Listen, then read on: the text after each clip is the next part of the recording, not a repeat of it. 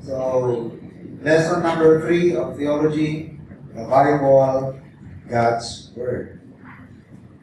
Importante po na ating inaaral, at buo ang ating tiwala sa salita ng Panginoon dahil dito natin ibabase lahat ng ating pinaniniwalaan. According to our articles of faith, the Bible is our only or sole foundation of belief and practice. The Bible alone, ito lamang po ang ating basehan, ang ating belief, mga paniniwala, pinaniniwalaan, at maging ng mga practice natin. Ano yung practice? Hindi mo lamang practice yan sa church, kundi yung practice natin sa buhay natin. Bakit tayo nagpa-practice ng monogamy? At yung Muslim, they practice polygamy. Di ba? So, yung practice mo sa buhay, saan nakabase yan? Yung mga Muslim, saan nila binase ang paniniwala na pwede mag-asawa ng marami? Definitely, hindi sa Bible yun. Hindi ba? Turo ng Biblia. The Bible promotes monogamy. Sa umpisa pa lamang ng Bible, pinakita ko, di ba? God officiated the first wedding. God Himself created the institution marriage.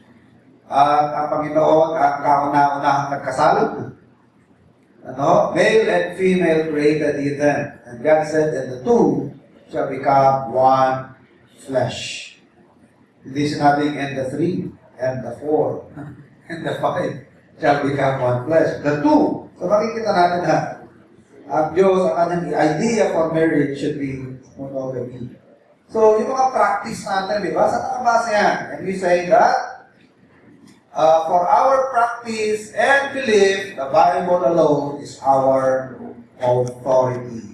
The Bible alone is our foundation. Ang ating pasihan, ating mga paniniwala. Kapag naniniwala may impyerno, wala namang nakakakin sa impyerno. Tayo may impyerno, period. Diba? So lahat ng beliefs natin, kasi nasa Bible. Mga pinapractice natin sa buhay natin, bakit tayo nag-iikapo, bakit tayo nagsisimba ng first in the week, saan nakabase yan? At yung mga Sabadista, ang practice nila, Sabado. O saan nakabase yan? Diba? So tayo, ang pinabasihan natin, Bible alone. So we should be convinced. Very firm ang ating belief na po, ang Biblia ay salita ng Panginoon. So paano tatatag yung belief mo na salita ng Diyos? Yan ang inaaral natin. Paano lang itibay ang paniniwala mo na Biblia ay salita ng Diyos? Kaiba ito sa ibang libro, hindi ito kagaya ng ibang libro. Hindi ito yung libro ni Shakespeare o yung ibang mga libro ng mga ibang reliyon na meron silang Pearl of Great Price, meron silang Pasugo, meron pa silang Watchtower, meron pa silang Book of Mormons. So, tayo, Bible alone. So, kailangan maging matibay ang ating pananalig, paniniwala na ito nga ay salita ng Panginoon. So, para lang ito matagyan, ano mga argumento, ano mga basihan natin? Naniniwala tayo na ang Biblia nga ay salita ng Panginoon. So, let's go to the introduction, letter A. It is reasonable that God would and could reveal Himself. Of course, God could do that because God is a person. And letter B, the Bible claims to be this revelation. Ang Biblia, naghahayag na ito ang kapahayagan ng Panginoon. All Scripture, one version, 2 Timothy 3:16. All Scripture is given by inspiration of God. So, kiniklaim ng Diyos na ang Biblia ay ang kanyang salita, nanggaling sa kanya. 2 Timothy 3:16. Nakasabi sa 2 Peter 1:21. The prophecy came not in old time by the will of man. Hindi ito sa kalooban ng tao. The holy men of God spake as they were moved by the Holy Spirit. Makikita natin ang Biblia, sinasabi ng Diyos ang kanyang salita ay itong Biblia ito. Heaven and earth shall pass away, but my word shall not pass away. So the Bible claims to be this revelation. Let us see, do we find it to be what it claims by its own content? So pag inaral natin yung laman ng Biblia, talaga ba papatunayan natin na salita ng Panginoon? And the answer is the affirmative, yes. No? So ano po yung mga basehan natin? First of all, number one, the Bible is historically accurate. Remember, the Bible is not a historical book. Hindi ito ginawa para history lamang. Just for the purpose of history. But when it records, kapag nag-record ang Biblia ng mga historical facts, hindi yan ma-disprove. Parating totoo. Doon, merong issue tungkol sa, meron pa talaga na buhay na mga Hittites. Ano? Meron pa talaga mga Hittites? Yeah. Talaga ba may mga lahi ng tao na nabuhay? Sabi nila, hindi totoo yan. Bible lang nagsasabi na. Ano ba na lately? They find it sa mga archaeologists. Ano ba yung archaeology? Archaeology, yan po yung branch of science ang pinag-aaralan niya, mga civilization ng araw. Inuhukay nila yung mga saan napasok yan sa jungle. Kasi pala sa jungle, pero palang civilization po, lalo na sa Cambodia, no? Nilalaman na ng mga ugat-ugat yung mga walls. Pag nilapitan mo, wall pa yun. Pag lumapit ka pa ng mas malapit, may mga estatwa pa lang, may mga mukha pa lang ng mga revoltor. Pag pinasok nila yun, titignan nila yung mga naroon, kung mga artifacts yan na medyo molino magkagawa, medyo advanced to. Marunong na gumamit ng gulong. Marunong advanced ang kanilang pottery. Meron ba silang abacus? Advanced ang mathematics na, may abacus na. So, by the study, through archaeology, doon natin na-determine ang mga sinaunang sibilisasyon. Kung anong klase ng sibilisasyon meron sila? Backward? Pagkagamit nila, stone tools. Ang knife nila puro bato lang, Stone Age o itong mga to, mga tanong pating barok. Mga crooked pa ang alam mo instrument. Pero pagka nakuha mo mga espada, na 800 years ang taon hindi pa napupurol. Ano klaseng mga, tao. Grabe ang kanilang metallurgy, mayroon silang knowledge sa metal.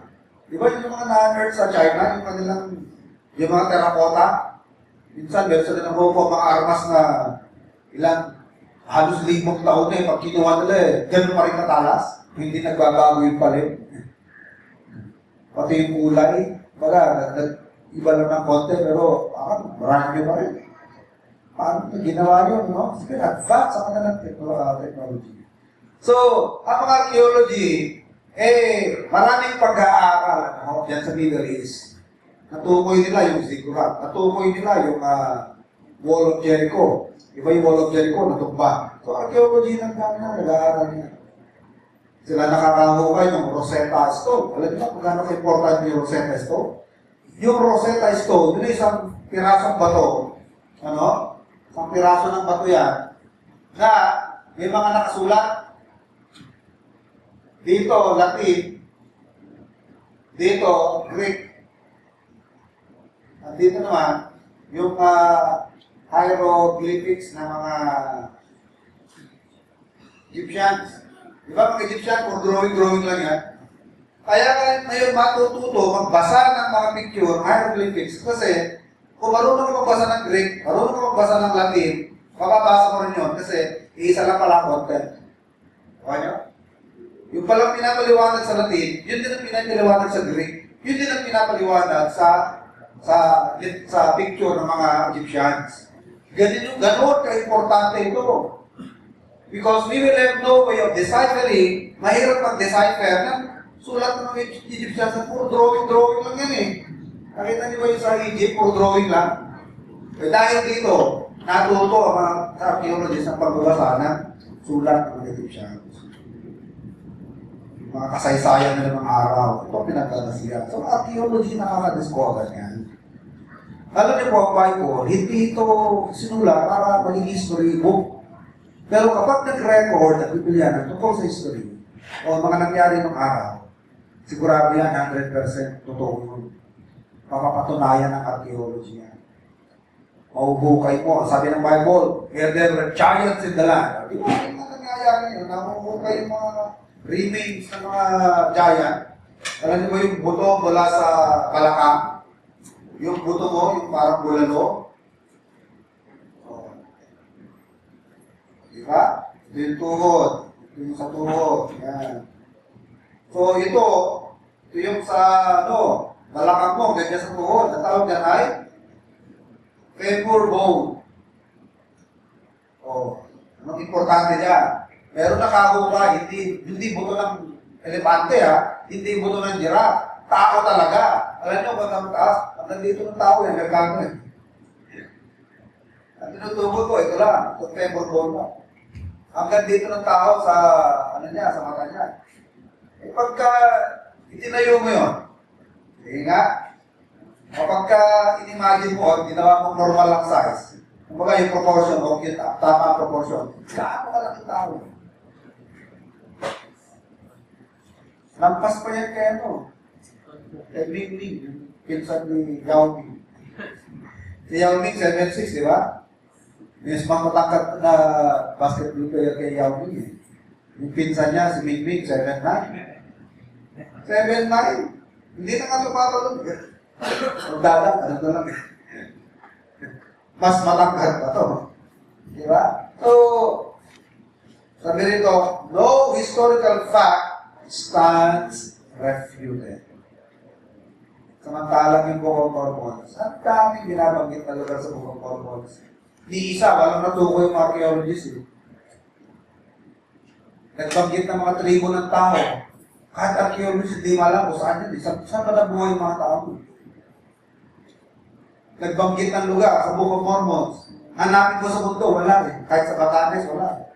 Kahit sa isla ng Lilliput, o sa isla. Hindi ko makita kung saan yung lugar na yun eh.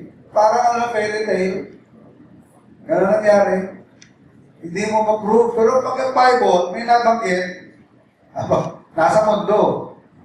Lahi ng tao, papatunayan mo, nasa mundo ito. Totoo, sinasabi ng Biblia. Okay? So, historical authenticity does not prove divine origin.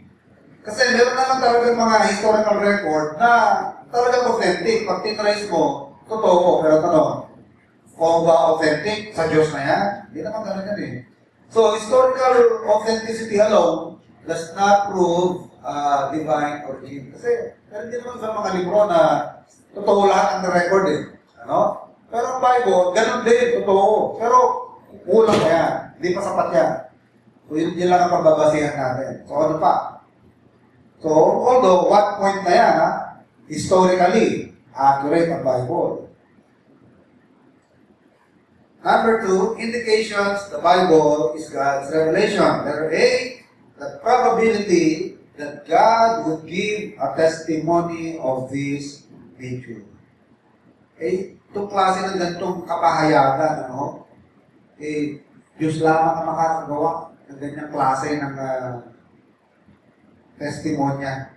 Lahat ng mga ni-reveal, dahil kayo na-reveal sa atin sa Bible, Only God can do that. Alam niyo po, mayroong mga ni-reveal sa Bible na kung ni-reveal sa atin ng Diyos, hindi natin mag-discover. Example, sino magkaka-idea na mayroong hair? Kaya wala pang laman ng hair. Yung Gehenna hair, wala pang laman yan. Paano tayo magkaka-idea o soul? Ito yung nakita kaluluwa niya na tumatayo. Nakita niya rin yung kaluluwa niya na bumabangon. O may nakita na ba yung kaluluwa na maalis sa tao? Meron na. Meron na kayo nakita. Meron. Nakita mo? Maalis yung kaluluwa. Ano yung tsura? Parang usok? Kaya nga mga Sadducees, hindi naniniwala kasi to cease to believe in mga yan eh. Di ba? So, hindi mo malalaman na may kaluluwang tao, hindi sinabi sa atin ng Diyos na may kaluluwa. Sinabi sa Old Testament, the soul that sinneth, it shall die. Fear not him which is able to destroy the body, but rather fear him who has power to destroy both body and soul in hell.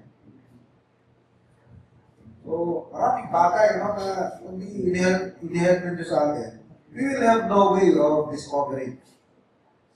So, only God can give such a kind of testimony. Let there be the reasonable assumption that continuity suggests supernatural origin. Sabihin nito. Alam niyo po ba ng Bible, gaano katagal bago na kompleto ang Bible?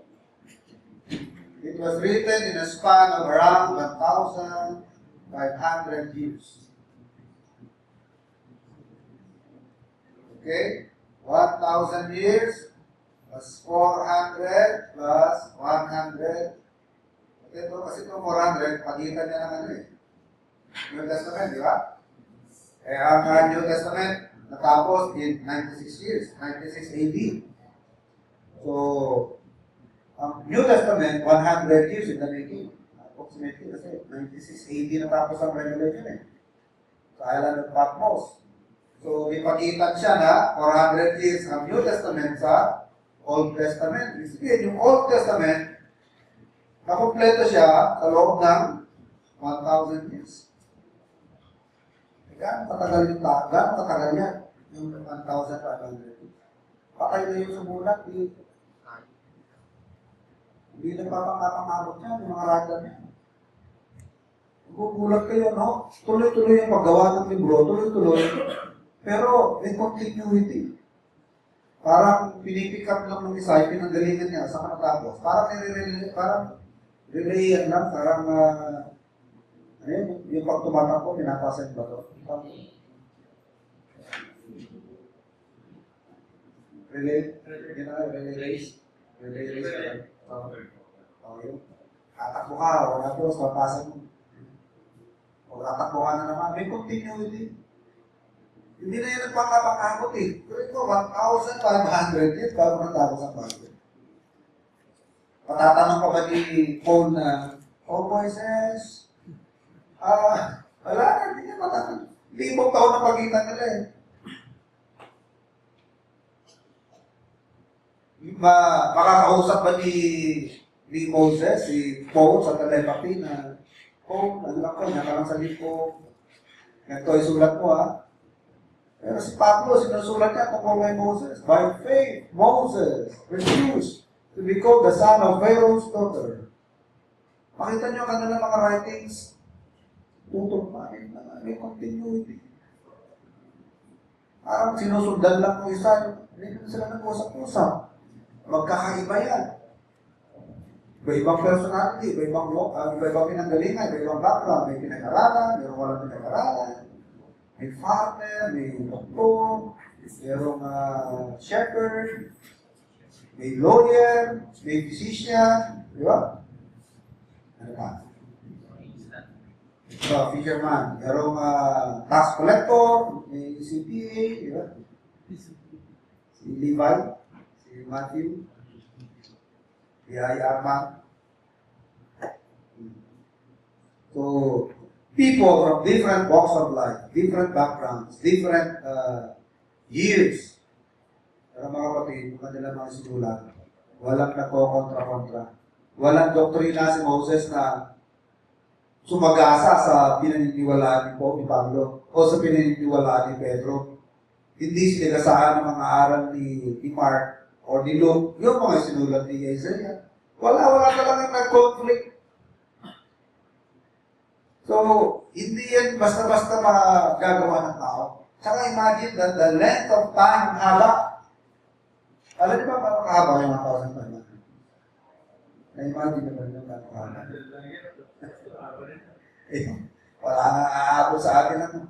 Ako nga, malapit na magkalahating century. Nainip na ako eh. Malapit na rin ako mag-50, 40, mag-46 na ako, 4 years na. half century na ako. Inip na nga rin ako eh. Nakakainip din pala. Ang feeling ko parang tagal-tagal na rin pala nun. Eh, 45 years pa lang yan. Eh, imagine, 1,500. Ang haba po niyan. Napakahaba panahon niyan. Iba-ibang civilization na yung lumipas. Iba-ibang may modern na nung ganitong panahon. Nung panahon yun, backward pa. Nung panahon nito, hindi pa na-invento layag. Nung pa ito, naisip nila lagyan ng layag. Nung panahon na ito, wala pang saguan. Itong panahon niya, na-invento nila paggamit ng saguan. Iba-iba na develop. Pero iba-iba man yung panahon, nakakatuwa. Sa lahat ng kanilang mga sinulat, parating merong continuity, agreement, harmony. Letter C, proves that the Bible is God's revelation. Uniqueness denies mere human production. Napaka-unique ng Bible. Kakaiba siya sa ibang mga libro. Ang ibang libro, basahin mong minsan, parang ayaw mo nang ulitin. Kasi alam mo na lahat ng, alam mo na kung anong laman. Basahin mo ang No Limit Angere, parang, siguro, pangalawa, ulit mo, pangatlo, parang magsasawa ka na eh. Alos ganun din eh. Yun lang din ang laman nun eh. Pero Bible, no? Kahit ilang ulit mo basahin. 30 years ko na nga ito pinag-aaralan eh. Hindi ko masasabi, ano eh. Naintindihan ko na lahat eh. Baka, katitig pala ang ano eh. Naabot ko sa tinuturo ng Biblia. Ibusin mo buong buhay mo sa pag-aaral ng Bible. Hindi mo rin po nawa lahat. So, hindi ito maduduplicate, hindi ito magagaya ng ibang libro. Ang ibang libro, pag binasa mo, halos alam mo na lahat ang sinasabi sa libro niya. Pero ang Bible, you cannot do that to the Bible. Because of its depth of meaning, its power, charm, and attraction. Ano? Bakit napaka-attractive ng Bible at may charm? Eh kahit mga believers di ba? Ginagamit ka ng Bible. Ano yung mga favorite quotes ng mga believers? Kahit mga hindi man ng Biblia, ginagamit ka sa Bible. Pag may mga namamatay, di ba? Ginagamit ka. Kaya ng heritage court. Dami kayo mga nalibig na katulad nila. But may mga verse. The Lord is my shepherd. Ay siya. Gumagamit din sila yan. Kumbaga, na-influensya din sila ng Biblia. Ano ba yung mga sa mga public buildings, di ba? Minsan naglalagay ng mga 10 Commandments. Ha? Pera. Hindi, sa Bible ba yung Tadalaw lang yata. Oh, pero yung verse ano. Sa United Nations, di ba? Verse din yung nasa United Nations. We will beat our swords into plowshares. Kumbaga, mamasuhin nila yung kanilang mga espada, gagawing araro, and our spears. Ano mga sibak? Gagawin namin mga pruning hooks, o yung mga prune. Kumbaga, yung weapons of war, gagamitin mga tools for peace. Tools of peace. Gagamitin mga kasangkapan sa agrikultura. Nasa Bible yun, Old Testament yun. Makikita natin na napaka-attractive ng Bible. Ang dami niyang na-influensyahan. Kahit sa architecture, di ba yung isa sa mga sikat na painting, yung The Last Sabbath, yung sino doon? Da Vinci ba yun? Michelangelo. Michelangelo, meron din magandang sculpture. Meron siyang ginawang in-sculpture niya, Moses. Ganda ng pagkakagawa. Hindi ko lang gusto. Yung Moses na may sungay. May sungay yung Moses niya. The horn of Moses.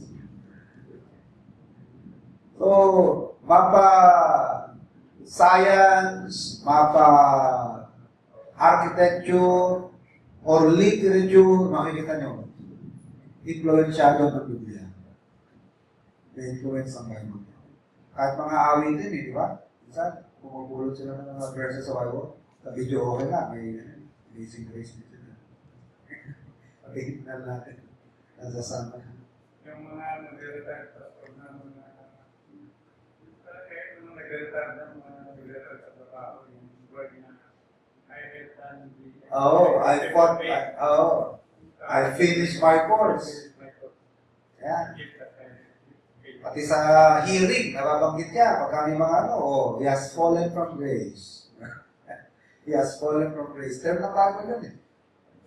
I mean, hindi naman term ng Bible. Wala, hindi ka yung falling from grace eh. Yung meron sa Bible, yung if they shall fall away. Saka, ang buhay ng tao, affected talaga ng Bible. Whether unbelievers or believers, na-influensya sa ng Bible. Its power, charm, attraction, its incomparable conciseness. Walang paliligoy. Basahin niyo yung Quran, basahin niyo yung Pearl of Great Price, basahin niyo yung Book of Mormons. Para ka lang nagbabasa ng yung Florante Laura, parang ganun lang. Mga mabubulang-lak lang, pero ang Bible napaka-concise niya. Whatsoever you wish that man do to you, do you also unto them. Wherefore, whatsoever you would that man do to you, do you also to them. Diba? Concise na. He that will try to fulfill the whole law and yet offended one shall be guilty of all. Lalo na yung beatitude. Blessed are the meek. Pero lang yung pinakagustong gusto kahit mga believers sa Bible, sa literature, yung Book of Jude, yung sasagutan ng mga magkakaibigan. Para sa isang masterpiece. Doon makukuha yung lalim ng mga tao ng araw sa kanilang wisdom, sa pananaw nila sa buhay. Yung sagutan ng tatlong kaibigan ni Hope, tsaka si Hope, makikita yung laman ng isip ng tao ng panahon. Anong kanilang filosofiya, pananaw sa buhay, pananaw sa Diyos, pananaw sa manangyayari sa kalang iba, kakapalang nyo. The Book of Job is a masterpiece of literature. Number 2, the revelation of things man alone could not learn. Creation sa kama. Sige ha. Sino nakasaksi ng creation para maikwento niya nangyari? Sino nakasaksi? Meron ba nakasaksi na in day 1 ginawa live? Nakakita ba? Paano makikita? Pang-anim lang araw bago ginawa tao. Paano malalaman ng tao yun? Lalo pa, sumulat ng Genesis, si Moses, 1,000 taon yung lumipas bago nila isulat yan. Kasi Moses was only around siguro baka 1,000 years or 1,500 years BC. Yung kanya mga isinulat, ilang taon yan? 2,500 years ang pagitan niya.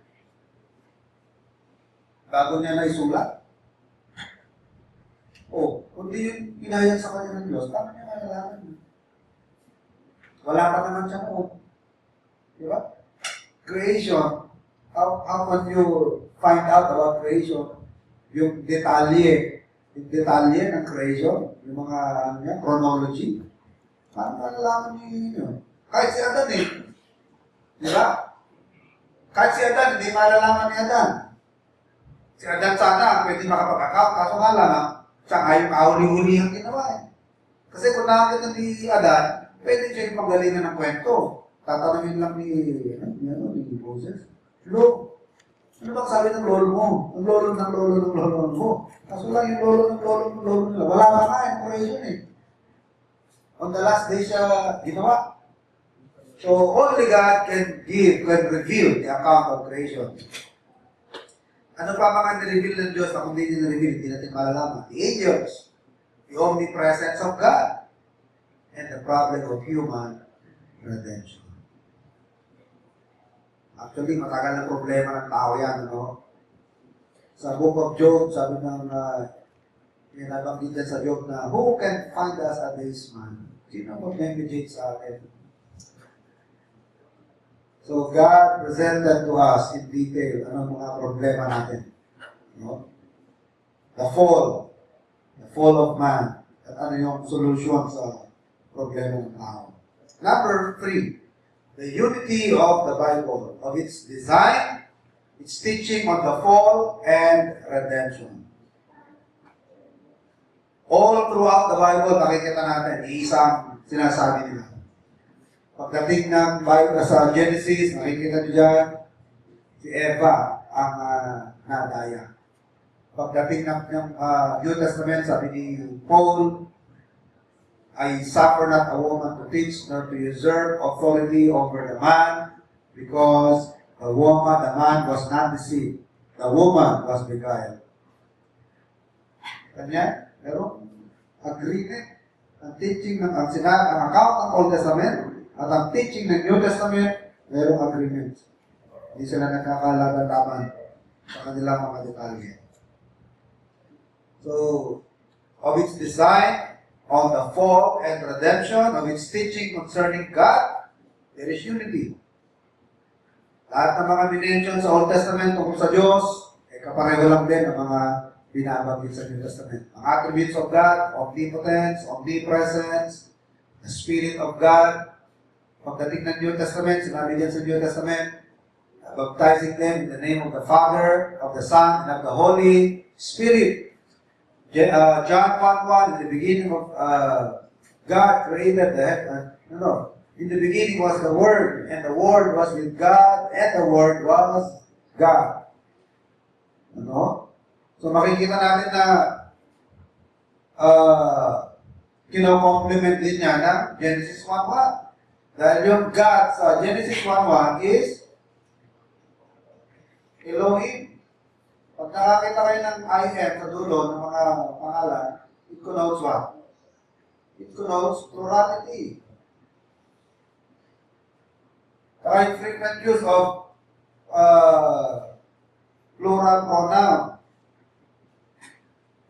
Plural ng mga personal pronoun like us. Di ba? Let us make man. Di ba? Let us make man in our image. Nung ginagawa yung Tore, ano sabi ng Diyos? Let us go down and confound their language. Yeah? Let us. Plural.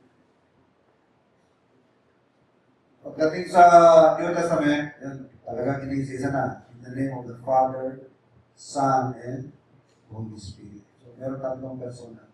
Sa lumang tipan, pahiwatig lang. Nakita na Isaiah ng Diyos, Holy, Holy, Holy. Yung bisita ng dumalo kay Abraham, tatlong kalalakihan, hindi niya nakikilala.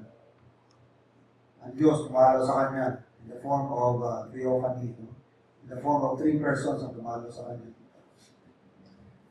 Sa New Testament, talagang diretso na. Merong tatlong persona ang Diyos. Okay?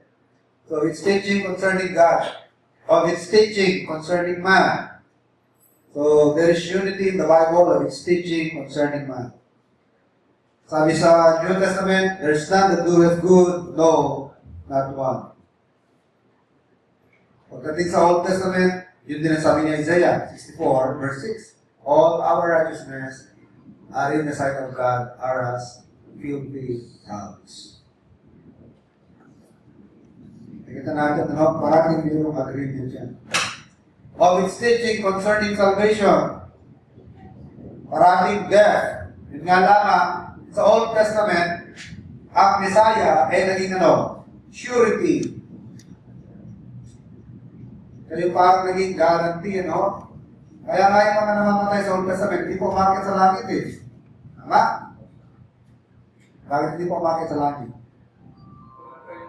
Hindi pa namamatay ang Panginoon. Hindi pa nabayaran ng mga kasalanan. Pero saved na sila, bakit? Nanampalataya na sila sa darating na Mesiyas. Kaso nga lamang, hindi pa namamatay. Kaya habang wala pa yung Mesiyas, diyan lang muna kayo sa Abraham's bosom. Diyan lang muna kayo. Kaya nung namatay ng Panginoon, at bumalik ang Panginoon sa langit, tsaka niya, isinama lahat yung Ephesians 4:8. Therefore, he took captives, he brought the captives, and gave gifts to men. Bago siya pakit sa langit, nagbigay muna siya ng mga gifts sa mga tao. Anong gift niya? The gift of the Holy Spirit. Mga spiritual gifts. Gift of preaching, gift of... Kasi nung araw, ang mga conquering general, magmamatayan sa syudad, at sa likod niya, yung mga bihag na nakaugat yan, tali-tali yan. Minsan nga, tali nga, binubutas sa kamay. Binubutas yan. Ano yung ginagawa sa baka, sa kalabaw na binubutas sa ilong? Ang tao, pagka hinahaba, para hindi tatakas, binubutas na lang sa kamay at tinutuhog na lubid dyan. Wala, tatakas. Hindi ba naman napipilasin mo yung kamay mo? Tuhog-tuhog kayo. Yung mga nakaugat yan. At yung mga taong bayan, nakatantsak sa'yo, may bubura sa'yo, may tutura sa'yo. Tapos yung general, siya naman nasa harapan at nagkahagis ng mga spoils of war, mga nakulimbat nila sa gera ng mga dito, mga lahas. Yan ang picture ni Paul. The Lord was a conquering general, nagtagumpay siya at dinala niya ngayon yung mga Old Testament saints. Pero bago siya makyat, He gave gifts to men. Sino yung mga men yan? Mga believers dito sa New Testament tayo. Nabinigyan niya ng mga spiritual gifts. Anong gifts niya? Romans 12:6-8. Yan ang gifts na binigyan ng Panginoon. Gift of preaching, gift of teaching, gift of giving, gift of ruling, gift of help, gift of showing of mercy, gift of exhortation. Okay. So, of His teaching concerning salvation, kita po natin hindi ho nagbabago. It's always faith on the coming Messiah. Tayo naman, New Testament, faith on the Messiah who came. Pero isa lang ang teaching sa salvation. Pananampalataya sa Mesiyas. At kailangan suffering and death of the Messiah. At kailangan meron preaching ng gospel. Makikita natin pati si Abraham, nakapakinig ng gospel kaya naligtas. Anong verse yan? Sa book of Galatians, Abraham heard the gospel preached to him. Kahit Abraham may pangaral ng Ebanghelyo. So walang pagbabago. There's no salvation apart from the preaching of the gospel. Letter E, of its teaching concerning law. Letter F, of its progressive unfolding of doctrine. So, unti-unti, ang mga doktrina, isa-isa sa atin. Progressive, hanggang sa pagpamature ng pamature. For example, in the church, nung wala po yung Book of Acts, meron po mga bagay-bagay na, during the time of the Book of Acts, may mga pinapractice sila na ngayon hindi natin pinapractice. For example, sa church ng mga panahon ng Acts, merong holding of things in common. Magbibenta ako ng lupa, dadalhin ko sa pangalagad at i-distribute. Hindi natin ginagawa ngayon. Diba? Dahil nag-unfold ang doctrine. Pagdating ng Pauline epistles, meron na mga additional na mga revelation ng Diyos. May mga dinagdag na instruction ng Panginoon. By inspiration of the Holy Spirit, in-instruct ni Apostle Paul kay Timothy ang kanyang gagawin. Sabi niya, if I tarry long, then thou mightest know how to behave thyself in the house of God. So, kaya kita sinulatan nito, para kung sakaling magtagal ako ng pagdating niya, at least alam mo kung ano gagawin mo sa tahanan ng Panginoon. At ano gagawin niya?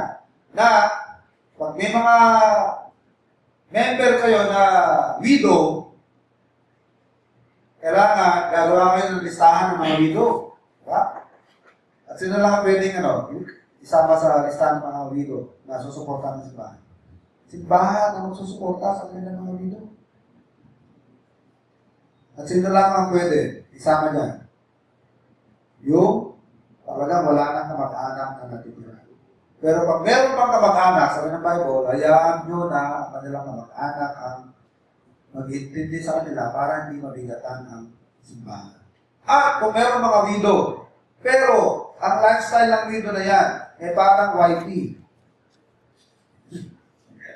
Namamatay lang ng asawa, pero kumag-ayos ang sarili, kung todo kolorete, at 1 ton ng pamumuhay. Ay, Apostle Paul. Sabi tulungan niya. Ayan, ang patuto yan. Pag-ibihag pa ni Satanas yan. So, nakikita natin ang Bible, meron siyang progressive nature. May mga sinabi nung araw na, unti-unti, no obsolete na, kasi meron na mga bagong hindi nagagdag na mga instruction, bagong revelation. So, there is a progressive. For example, ang Old Testament is primarily history. Historical accounts.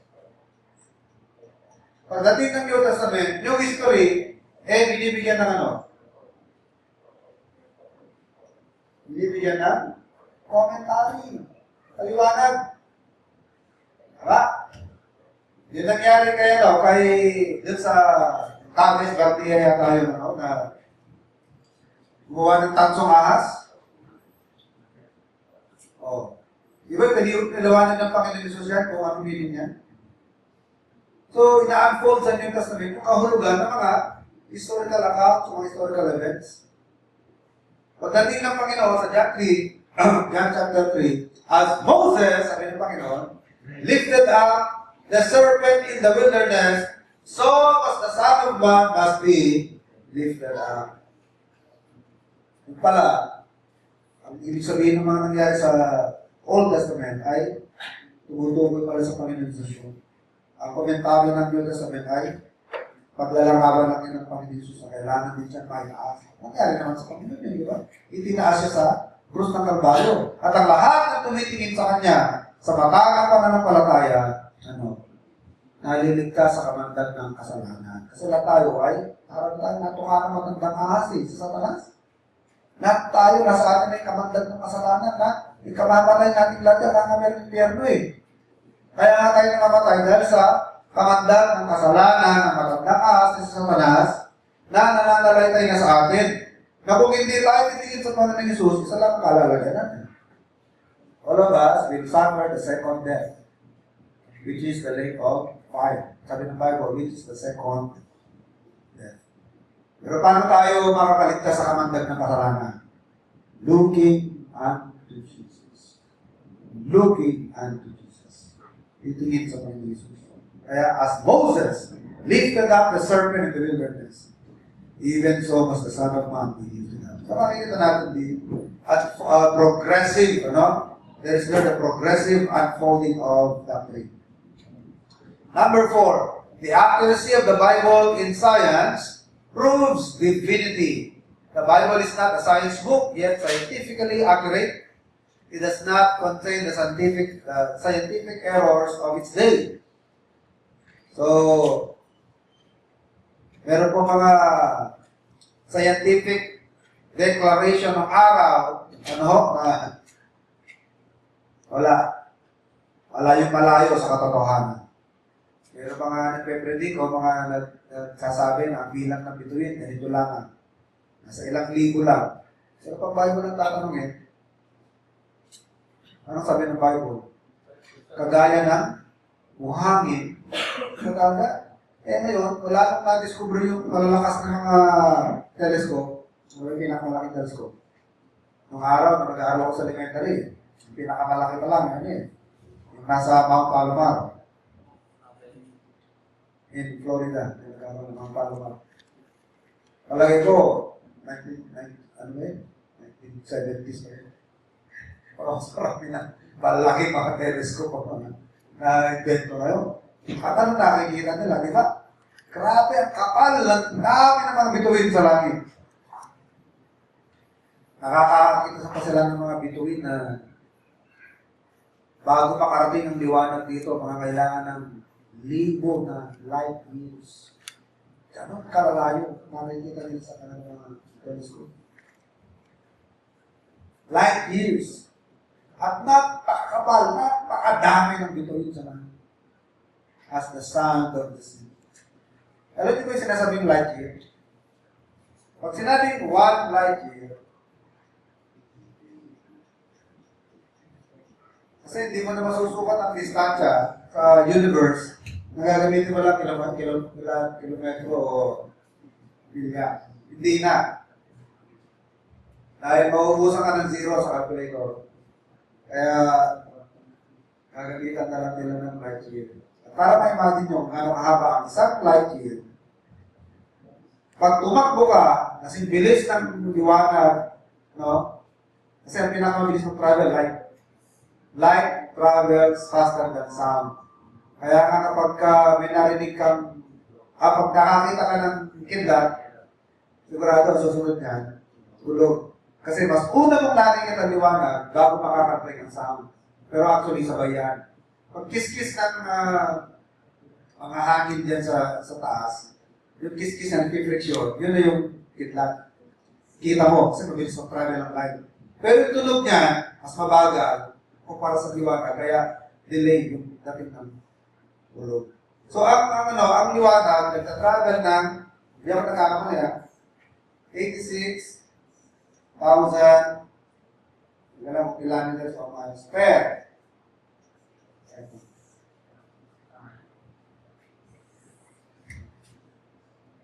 Bilang ka na. Yeah, 1 second. Kada 1 second, 86,000 miles. 86,000 kilometers. 86,000 kilometers. 86,000 kilometers. 86,000. Ganyan kabilis ang light. Bilangin mo yan, yung segundo na yan, sa loob ng isang oras mo, isang oras. Ilang segundo isang oras? 60 times 60. That's 360. No. 3,600 seconds sa loob ng isang oras. I-times mo yan sa isang araw. And then you times that to 365. Yan ang 1 light year. Gaano natarating mong distansya bago magkaroon ng 1 light year? Eh, meron mga between ang layo 1,000 light years. Wala na, mahirap ng arawin ng ating imahinasyon. No? Kaya pag ang Biblia nagdeklara, ngayon ka lang nakapatunayan at i-discover na yung mga telescope, tama ang Bible. Hindi ito scientific, hindi ito science book, pero pag nagbigkas, nagdeklara ng tungkol sa science, tama. As the sand of the sea. Kasi nung araw yung nagsasabi na, ilang libong na lang yan. Nasa 3,000 lang ang bituin. Nabilang po 3,000 lang. Eh, wala ka pang telescope nun.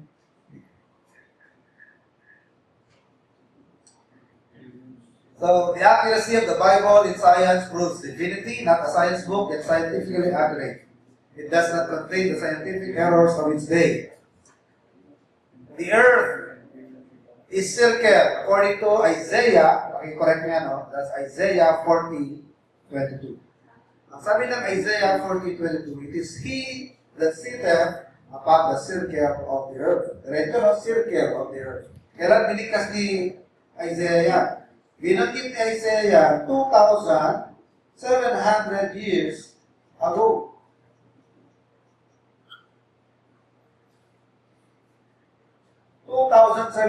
Years ago, binanggit ni Isaiah, it is He that sitteth upon the circle of the earth. Kasi si Isaiah, 700 years before Christ. Kailan na-discover ni Magellan na ikwento kay Magellan, si Magellan daw hindi napatay. Kung sinasabi sa libro, si Magellan napatay sa Visayas. Ang mga Bisaya, gamit nila. Si Magellan daw, hindi talaga napatay sa laban. Kundi, pinagustuhan siyang Bisaya, kaya ayaw na niya bumalik. Ngayon, para hindi siya makasuhan ng mutiny, ay pinakwento niya sa kanya mga kasamang balik. Hindi niya lang na napatay ako. Yan ang kwento ng mga Bisaya. Si Magellan na nagkaasawa sa Bisaya. Kwento niyo na lang napatay ako para hindi nilabahan natin kasi makakasuhan ako ng rebellion sa gobyerno o mutiny. Iwan sa akin tungkulin. So, kailan na-discover ni Magellan yan? Mga kasama ni Magellan? 1521 na. But 700 years before, Isaiah is mentioned that the earth is round or spherical in shape. Gravitation, Job 26:7. He stretcheth out the north over the empty place and hangeth the earth upon nothing. So, bakit ang mga planeta nandyan lang sa wala pero hindi nahuhulog? Diba? Hindi nagkakawatak-watak, hindi humahagis kung saan, kundi nasa kanya-kanya sariling orbit. Because of gravity. Kung tutuusin sana, ang mundo natin, umiikot to Dapat umahagis na tayo Umiikot tayo Umiikot tayo sa araw, paikot. Sana umahagis tayo sa malayo. Pero bakit tayo hindi umahagis? Because of the gravity. The sun pulls the earth, and the earth pulls the sun. Pero bakit hindi lumalapit? Hindi dumidikit. Kasi nga, yung centrifugal force, habang umiikot ang earth, meron siyang force na gusto lumayo. Nasusubukan niya pag kayo pakurba, di ba? Kahit nagmumotor kayo, ang tendency parang gusto mong lumayo, bumaliktad. Ang tawag doon, centrifugal force. Kung tutuusin, habang tumatakbo tayo pa ito sa saan, dapat umahagis tayo eh. Pero, hindi tayo umahagis dahil hinahatak tayo ng gravity. Pero hindi naman tayo natapatikit dahil kinokontra ng force na centrifugal, yung tinatawag na centrifugal force, force na nagpapahagis sa atin. Kaya, balance. Oo. Oo. Gusto mo lumayo, pero hindi ka makalayo dahil nahatak ka na. Pero kahit hinahatak ka, hindi ka rin makalapit dahil may force ka na sarili. May force ka. No? Yan ang sinasabi sa Job 26:7, He hangeth the earth upon nothing.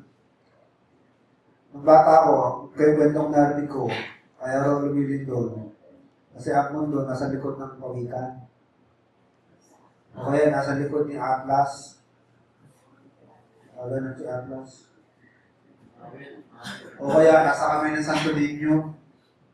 Kaya pag lumilindol, nangangalay na nililipat sa bilang kamay. Di ba meron kang rin na namin yung mundong hawak?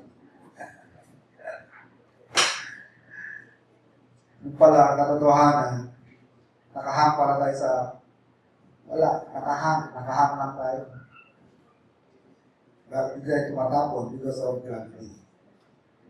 Yung northern empty expanse, ngayon napuprove ng mga scientists na bandang north, maluwag ang kalawakan, walang between, clear, empty.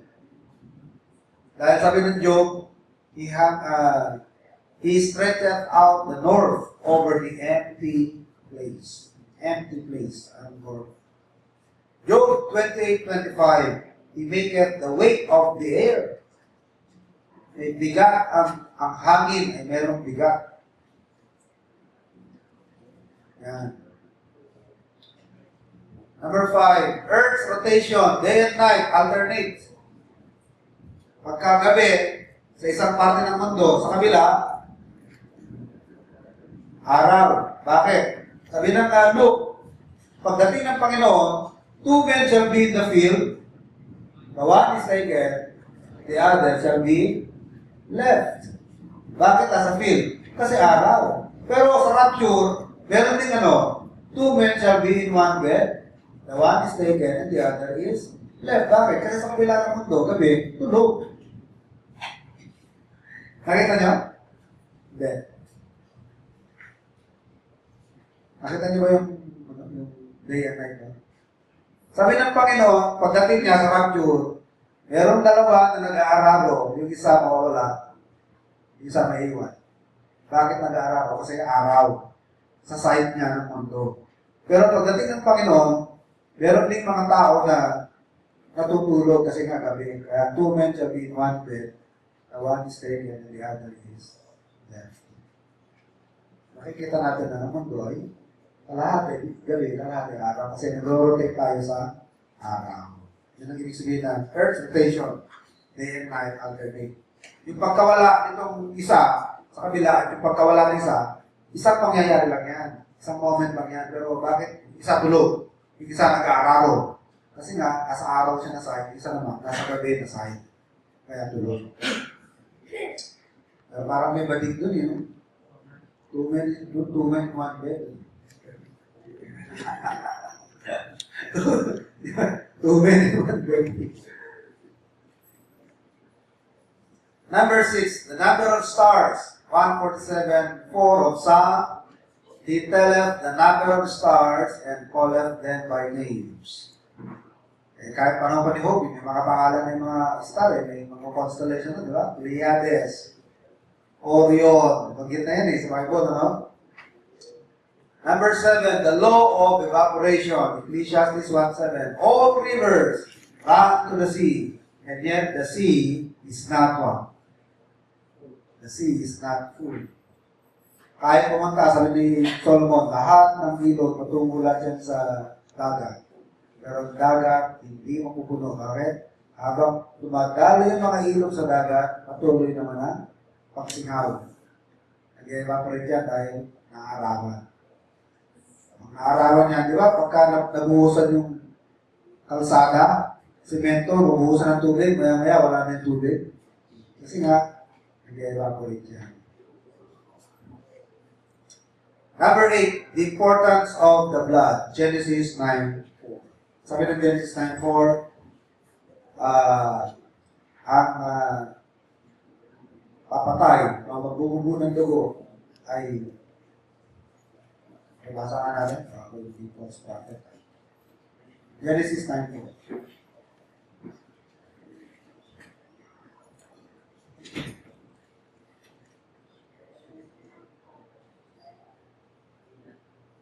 But flesh with the life thereof, which is the blood thereof, shall not ye eat.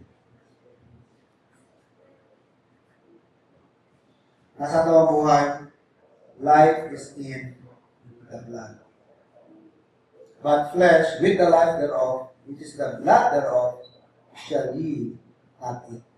Pero sinasabi na sa Book of Proverbs na the life is in the blood. Yan napaka-importante na kaya nakakaawa, napakaraming mga Jehovah's Witness mabubuhay sana, pero tinatanggap na lang nila na Lord's will na siguro. Pero yun, mga anak ka, masisasalian ka, mamamatay ka na lang, dahil yan, pinapay sa rin ng dugo. Yun, pinapawag sa kanila dugo. Hindi sila magpapasali ng dugo.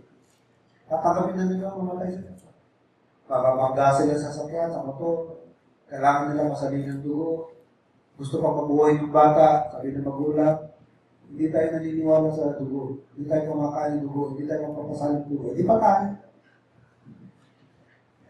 Ang dami kayo, namamatay dahil sa maling paniniwala. Yun din, hindi na salin na ng dugo. Hindi talaga sila mapapasalin ng dugo. Samantalang, lalagyan ka lang ng 2 bag o 3 bag, buhay ka pa sa ano. Dahil sa maling paniniwala. Pero, hindi na panindigan. Man can be sincerely wrong. Sincere and yet wrong. Ang sabi ng Bible, life is in the blood. The importance of the blood. Number 5, fulfilled prophecies prove it. Yung tungkol kay Cyrus na siya yung magpapabalik sa captivity. Di ba makakaptive ang Judah ng 70 years. Yung hari na magpapabalik, tinukoy na ng Diyos eh. Pati pangalan eh.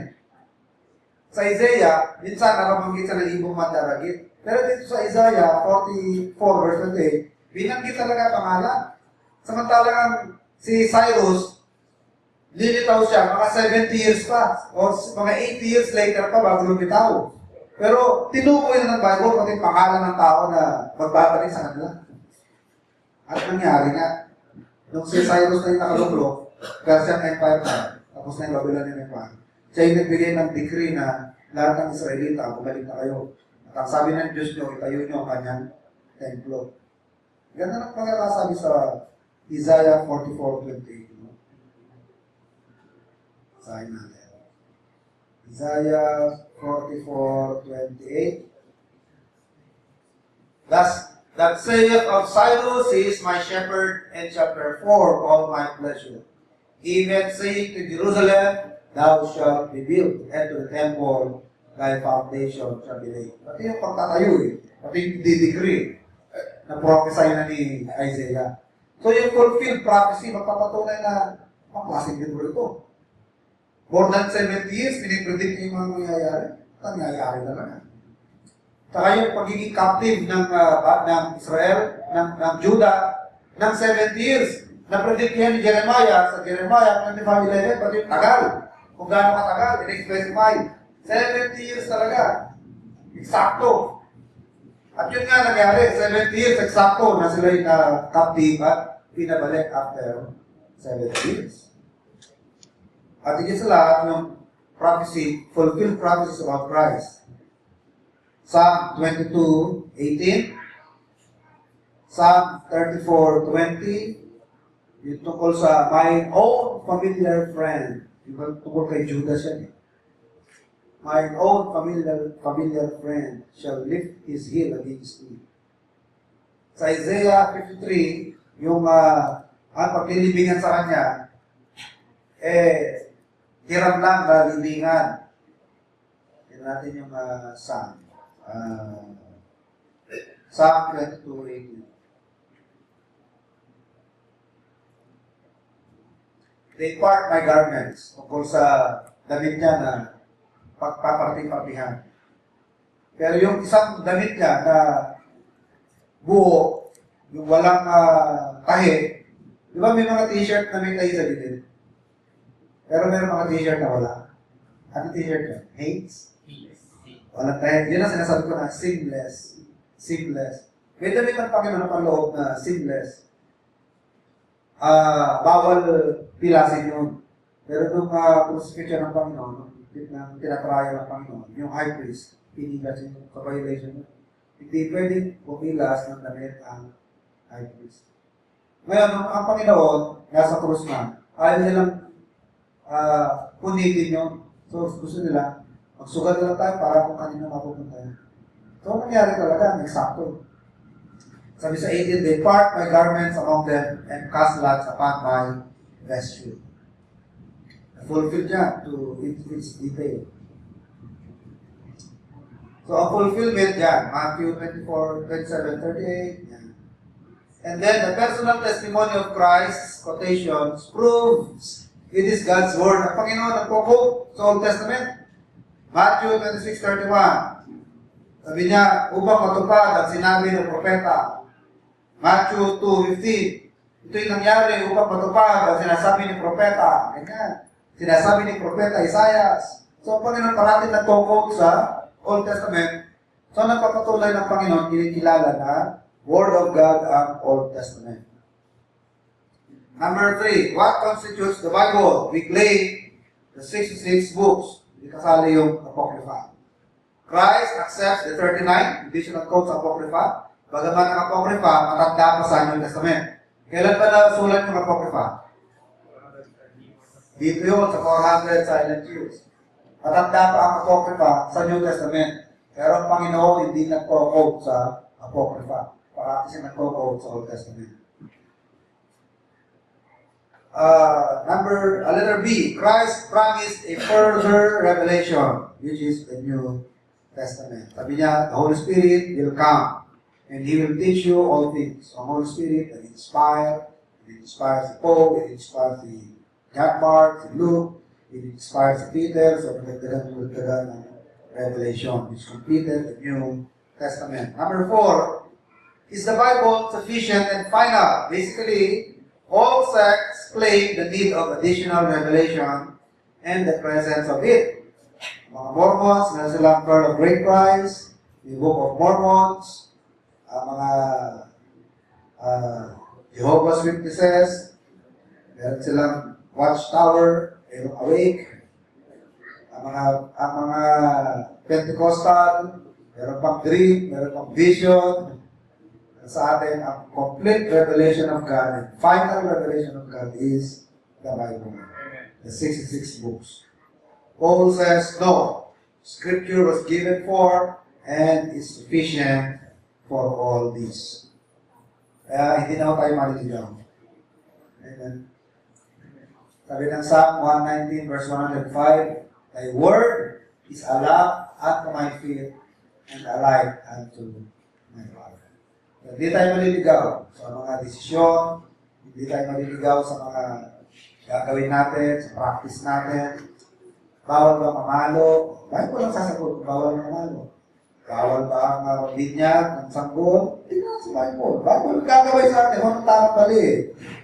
Bawal ba na bibigay ng tax sa gobyerno? Di pa sagutin ng Biblia. Sa Bible, meron din mga sagot kung sa ganyan mga issues eh. Di ba Panginoon nagbabayad ng tax? Sabi niya kay Pedro, Pedro, amigwit ka. Unang-unang mabibigit mo, kung saan mo mukha ng isda. Meron diyang coin. Bayad mo yung coin, tax mo at tax 1. Bayad mo. Bakit nagbabayad ng tax? Bakit tayo no? Gumagawa no? Pagbigay ng sweldo natin. Tanggal na yung tax. Kumain ka sa Jollibee, may tax. Magbayad ka ng ano, may tax. So, huwag tayo magalit sa gobyerno, no? At the Bible teaches that. So, the Bible will guide us. There's no need for us to be ignorant, lalo-lalo na po sa pagdating sa kaligtasan, sa mga spiritual na bagay, at sa mga paglakad natin sa mundo. Kaya tayo na sila natin. Salamat nga tayo, meron tayong Bible. Ang mga sanglibutan, sino-sino lang ang gabay nila. Nagabayan sila ng mga doktor, philosopher, mga counselors, tayo Bible ang gumagabay sa atin. At sigurado, tama yun. Hindi tayo magkakamali. Hindi ka magkakasala ng Bible. Okay, tayo dito ngayon, Brother James. Okay.